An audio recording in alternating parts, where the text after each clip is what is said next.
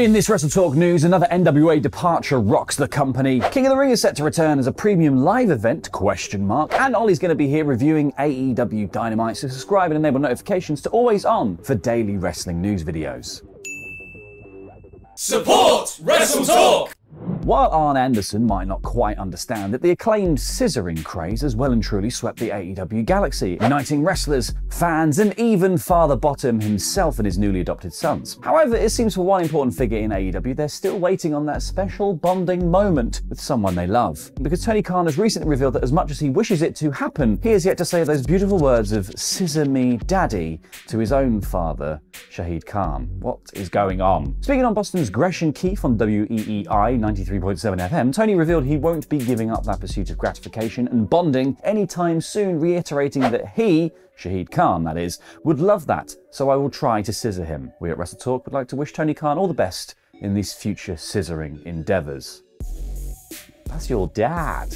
Moving on. Adding to the impending loss of top star Nick Aldis, it was announced that NWA's Taryn Terrell has not only departed the company, but has also retired from wrestling altogether. Now, Terrell made the announcement via her Instagram, thanking NWA and Billy Corgan for her time in the company. However, a new report from Fightful Select has revealed that all was actually not well between the two parties, leading to Terrell's exit. Terrell reportedly notified NWA of her intention to leave in October, citing concerns relating to her creative. Importantly, she was also reportedly not pleased with how the company reacted to her sustaining a head injury in a recent match. That's not good. Terrell has worked for NWA since 2021 and was initially employed in an on-screen managerial role. However, she did go on to compete in 10 matches in total for the company. And yeah, as previously mentioned this week, it has not been kind for NWA and its president Billy Corgan, with the recent suspension of Nick Aldis following his unfavourable comments towards Corgan and the NWA, as well as his announcement that he would be leaving the company in January 2023. However, Corgan stated on Busted Open Radio on Tuesday that he believes that Aldis is working some kind of angle and using himself and the NWA to do so. Either way, Terrell and Aldis's departures and reasoning behind them will not have painted the NWA in the best light lately. So stay tuned to WrestleTalk.com for more updates on this increasingly curious situation. With WWE basically on the eve of finally welcoming one of WCW's most famous concepts to its main roster in War Games on November the 27th, Triple H isn't quite satisfied with that being the only pay-per-view revival coming to the current product. Because according to WrestleVotes via Give Me Sport, there was a very good chance WWE is bringing back the King of the Ring event as a standalone tournament. This would basically see the event return to its roots back from the 80s when it was first conceived, with all of the rounds taking place on one night instead of preliminary matches being held on Raw and SmackDown. WrestleVotes also note that if WWE does decide to go through with the event's resurrection, it would likely result in the Queen of the Ring receiving its own separate bracket of the show. If this is true, it's pretty amazing and much welcome news, as King of the Ring was a staple for so long in WWE. However, if a King of the Ring and Queen of the Ring are to take place on one night, that would mean a whopping 14 matches total. That's basically an AEW pay-per-view. You'd be up till 10 o'clock the next day just watching it. Now, WWE's seen its fair share of shocking returns as of late, but none quite matched the 24/7 title, seeing its first on-camera actual title defense in what's felt like a lifetime. Now, following Nikki Cross capturing and subsequently almost spinning the title on Raw, WWE has seemingly made it official and called it a day on the title overall, marking its lifespan on their website as 2019 to 2022 on the Superstars page of WWE.com. Now, the 24/7 title leaves a rather forgettable legacy behind it, being used for not much more than giving underutilized performers some TV time and really getting the mileage out of a roll-up. However, credit must be given to R-Truth, who frequently held up segments involving the title, as well as holding a record for the most title reigns with a whopping 53. Thanks for your support on Patreon. Fantastic Mr. Good Old Fox and the Venerable Jesse Venable. Go over to patreon.com/WrestleTalk now to get your own shout-out and access to loads more exclusive content. It's Thursday, you know what that means. My review of AEW Dynamite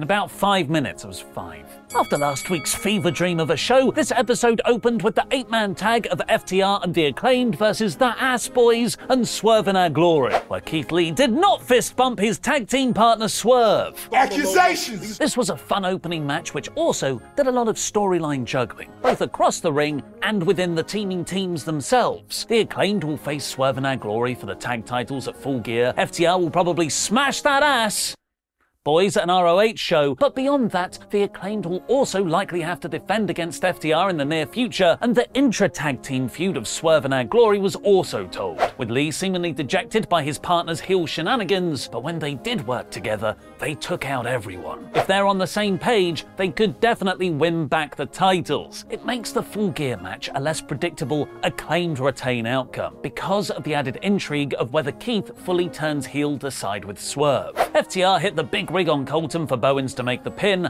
another neat layer of the Acclaimed only being tag champions because FTR are letting them. Freshening up how to present wrestling promos, AEW then played an exclusive excerpt of MJF appearing on the sports podcast Pardon My Take. The production looked awesome.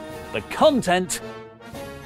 I'm still waiting for this sudden babyface direction for MJF to fully click with me. He's a fantastic talker. Every line was crafted and delivered to perfection. He talked up that him winning the world title will be a wrestling history-defining moment, that he's going to fly the flag for AEW and professional wrestling as an industry. His most overt babyface promise so far. He even got a dig in at CM Punk, talking about how his big career moments so far have been overshadowed by other things on the same shows, like neck tattoos, Matt Hardy concussions, and a press conference. He also explained that he's not been on Dynamite the last 2 weeks because his doctors said he shouldn't travel after such a brutal beatdown, while the firm had put him through a table. Just doesn't ring that true when I feel like I've seen Darby Allin get set on fire, thrown down 5 flights of stairs, run over by a 4x4 on a weekly basis, and then come out on next week's show with one plaster on his arm. Hell, Sammy Guevara probably does that in one match. It comes across like a heel move to not show up 2 weeks in a row, like he's dodging Moxley and coming to work.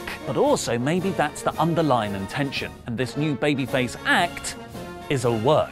Stokely Hathaway then got a rebuttal promo where he feels betrayed by Max as he just used the firm. Stop trying to make the firm happen. And Hathaway also revealed it's illegal to ride a dick without a license. Well then someone arrest my ex-girlfriend.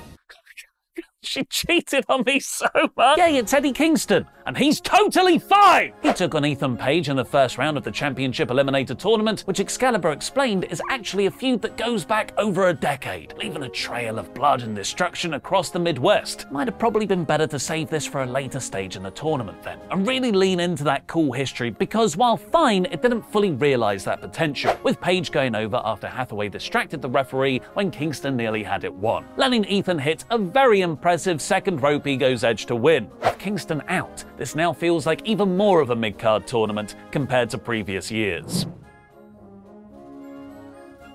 Also during that match, Tony Schiavone mentioned offhand on commentary that AEW is coming to the UK. That's great news, but perhaps maybe not the level of news that Tony Khan promised as an exciting, newsworthy show. Now look at all my intricate data points. At this rate of big announcement promotion, he's going to reveal Bram signed a multi-year deal. Wardlow powerbombed Ari Daivari into oblivion and then called out Powerhouse Hobbs following Hobbs attacking him at the end of last week's show. That cup of coffee kicked in and Wardlow got way too confident, saying he's going to win every title there is. That's going to take a while, Wardlow.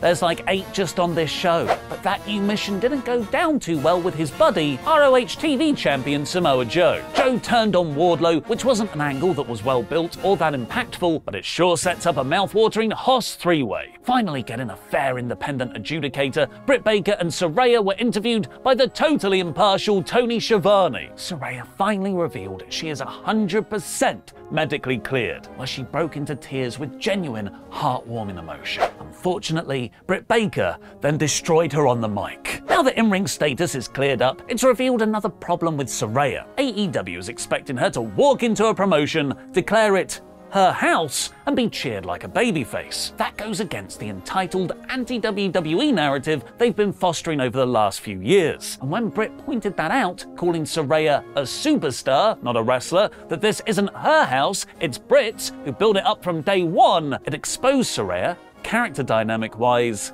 as a heel. Saraya seemed genuinely rattled as the crowd realized they sided with Baker, so she doubled down on that awkward motivation, saying Britt has no idea what it takes to make it, which doesn't ring true, as we've seen Britt bleed and work injured and be champion for over a year to make it. Saraya had great passion, but in hindsight, thinking she could just be an uber face because of nostalgia was lazy and short-sighted. Jay Lethal beat Trent in what turned out to be a long backstage segment and in-ring match setup for Jeff Jarrett to challenge Sting and Darby to a tag match at Full Gear. He then chased off a member of the crew who was trying to wrap him up and didn't even hit him over the head with the guitar. Jungle Boy said Christian doesn't get to decide when their feud is over. Can I? Because I feel like it peaked 2 months ago. Jon Moxley cut a promo replying to MJF saying he knows the devil, and Max isn't it. This was great delivery as usual, and the content was good, but maybe not the level it needs to be at 2 weeks out from the pay-per-view. We got another clip of the Elite getting erased, Jamie Hayter beat Sky Blue to build her for Toni Storm, we got the aftermath of Lance Archer having beaten up Ricky Starks ahead of their tournament match backstage. Oh, I miss the days when Lance would throw people through ceilings. And the main event was a 2 out of 3 Falls match so good, it'll make you go, maybe Sammy Guevara has actual heat rather than the kind where I just want him to leave. The mix of Danielson's stiff technical work and Guevara's flamboyant flipping created an engaging back and forth styles clash, which is the larger underpinning story of the JAS versus BCC, a difference of wrestling philosophies. And the structure was very similar to one of my favourite 2 out of 3 Falls matches of all time. Some guy called Daniel Bryan versus Sheamus at Extreme Rules 2012. Sammy whacked Danielson with a chair to lose the first fall, but it gave him a significant advantage to grab the second and almost a third. Cue an incredibly exciting final 5 minutes, full of innovative flips into submission counters. Danielson eventually made Sammy tap in a modified label lock. What did you think of Dynamite? Let me know in the comments. The main event was terrific, and Saraya being medically cleared is very newsworthy, but when you compare this episode to the same time last year, there's something missing. And I'm not just talking about CM Punk, Adam Cole, Hangman Page, and the Elite. We're just one show away from Full Gear, and it feels like one of the least hyped AEW pay-per-views ever. This week's Dynamite is 74%. Now watch on to find out the real reason Austin Theory lost his Money in the Bank cash-in. In this WrestleTalk news, the real reason Austin Theory lost his Money in the Bank, an update on John Cena at WrestleMania, the latest on the relationship between CM Punk and Colt Cabana, and more.